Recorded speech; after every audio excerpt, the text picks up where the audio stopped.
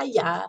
So let's talk a little bit more here in week 5 about the ways that literature can go beyond being this thing that your teacher makes you examine in terms of its style or what's the narrator doing or is there a certain tone or atmosphere. Let's talk about the ways that literature can crack open your brain and make you consider questions, thoughts, perspectives that you might not have encountered had you not read a certain poem or story or novel.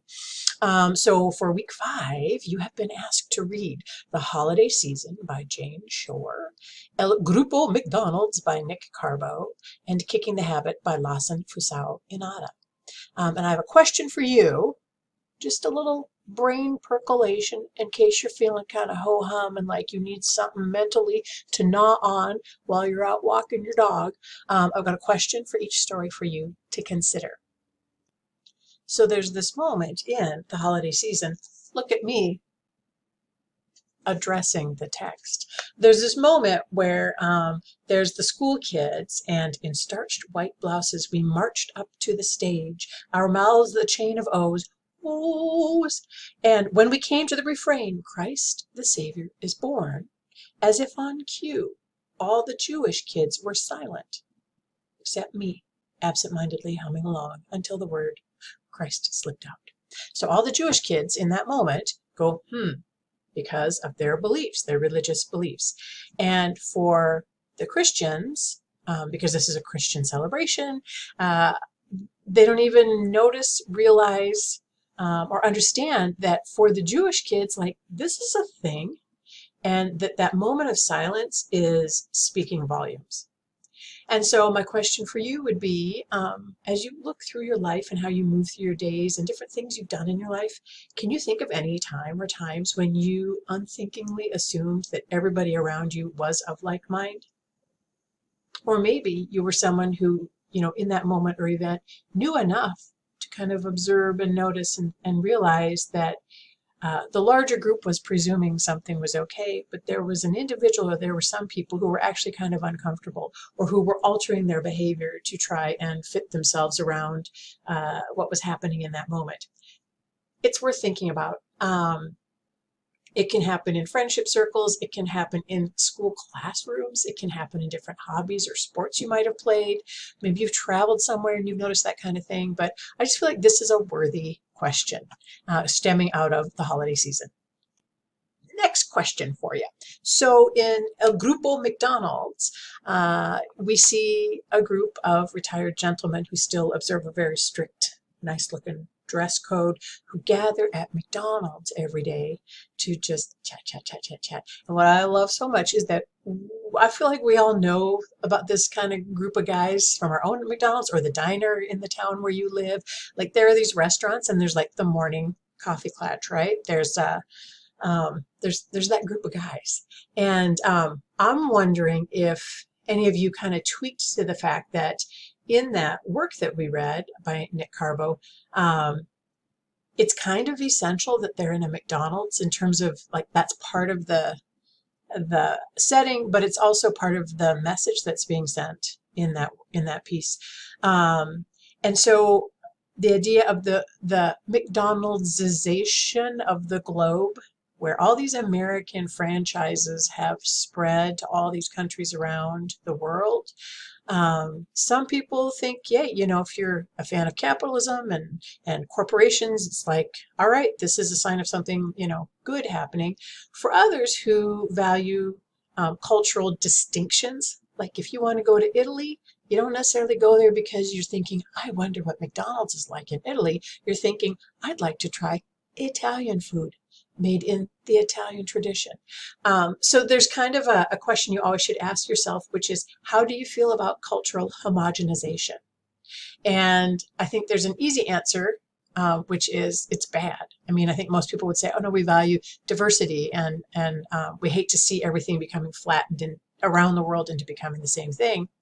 At the same time, if you have ever traveled to another country, you might have noticed in yourself after a certain length of time, like, that there's a McDonald's, and I just want to go to McDonald's. It's like, it's easier, it's known, it's comfortable. So I think that sometimes inside of us we have a little bit of cognitive dissonance about, what we think we want, and we do, except then our actions and values don't always align with that. And that kind of dissonance, resolving that doesn't have to happen. Recognizing it is the important part. So this question here is aimed at just getting you to think, like, what do you think in terms of when you think about all the various countries and cultures around the world, what's your hope?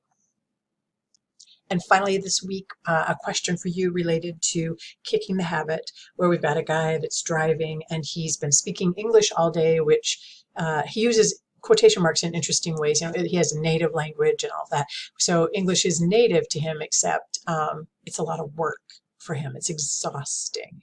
And then stylistically, it's a really interesting piece, I think. But, towards the end, he goes through different, like red, and stop doesn't fully express everything that is red, and go does not fully express everything that is green. So he's kind of examining the idea of language and its constraints, and how it can tax us even, but how it doesn't ever fully express who we are necessarily, what we're thinking, what we want to say. I was listening to a podcast a few weeks ago, and I was laughing and laughing because one of the hosts of the podcast was saying that he really wished there was a word for that situation where, like, you're coming in from the car after you've been shopping. So like you're carrying a whole bunch of things. Your arms are really full and you're carrying a bunch of stuff and you're sort of your way to the house. And then someone like comes out and wants to help you. Like, hey, can I take something for you? Can I, want me to take the milk or whatever? And, so this podcast host wanted a word that would convey the feeling of, no, please do not touch anything I'm holding. Please do not take anything from my hands, for I am engaged in a very delicate balance. And if you offset it in any possible way, it's all going to fall to smithereens. So I must continue to my way into the house. And so he was just saying it'd be nice to have one word that summed up that state. And I think we joke sometimes that German has words like that because it has those sort of long, beautiful, kind of compoundy feeling words that can express very abstract, complicated situations and states of mind. But anyhow, because I love language, I very much like the idea of thinking through, here's this question. In what ways are you constrained by language, so limited by your language, and how do these constraints affect you psychologically? And sometimes it's the language that's okay to use. There's something that's called code switching, where you might speak one way, you use certain vocabulary when you're in an academic classroom, for example, versus when you are with your friends hanging out. And often the difference is, you'd swear more with your friends, even though you certainly would like to swear plenty in your English classroom. So I just think that idea of code switching is a certain kind of constraint where you have to use the right language for the right situation. And knowing how to do that is a power, I must say. But at the same time, it's like this switch inside of you have to turn so that you make sure that the way you're presenting yourself through your language conveys the message that's appropriate for the situation. And I often think that for when you're speaking a second language or a third language, or if you're having to work in your non-native language, you can maybe never fully be who you actually are, because it takes so much nuance of language to express everything that's inside of you. And if you have a limited vocabulary, you might come across as being more matter of fact or more than you actually are. Maybe you're someone whose internal state, like you're very poetic and flowy and you're very whoa, except you only have 200 words in the second language. And so you basically just have to be like, where is the bathroom? I like tea. And you can't really get into your poetic, flowy self. And there's a certain kind of exhaustion and a certain frustration that comes with that. So I would just say, think about those situations in your life where you use different kinds of language, even if it's within your first language.